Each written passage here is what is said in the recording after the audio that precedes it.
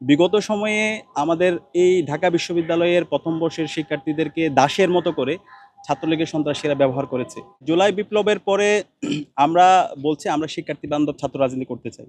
বিগত সময়ে যেই দাসত্বের রাজনীতি ছিল, পেশি শক্তির রাজনীতি ছিল, সেই রাজনীতি আমরা কাউকে করতেও দিব না। আর আমরা শিক্ষার্থীরা যেভাবে চাই, জুলাইয়ের যে স্পিরিট, সেই আকাঙ্ক্ষার আলোকে আমরা ছাত্র রাজনীতি করব।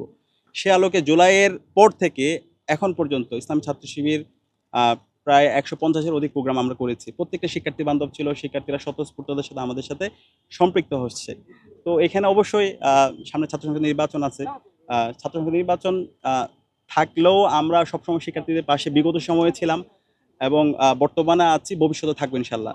ইসলাম ছাত্র শিবির প্রতিষ্ঠার পর থেকেই শিক্ষার্থী বান্ধব, শিক্ষার্থীদের চাওয়া পাওয়ার আলোকে এবং সৎ, দক্ষ, আদর্শ দেশপ্রেমিক নাগরিক তৈরির লক্ষ্যকে সামনে রেখে ইসলাম ছাত্র শিবির কাজ করছে। এবং এই কাজ ইসলাম ছাত্র শিবির যতদিন থাকবে, ইসলাম ছাত্র শিবিরের যদি একজন কর্মীও বেঁচে থাকে, সেই আমৃত্যু এই কাজটা করে যাবে ইনশাআল্লাহ। কিন্তু বিগত সময়ে, ফেসিবাদী সময়ে ছাত্রলীগের সন্ত্রাসীরা আমাদের এই ভাই বোনদের সকল স্বপ্নগুলোকে তারা নষ্ট করে দিয়েছিল এই গণরম গ্যাস্টুন কালচারের মাধ্যমে। এখানে পড়াশোনার কোনো পরিবেশ ছিল না।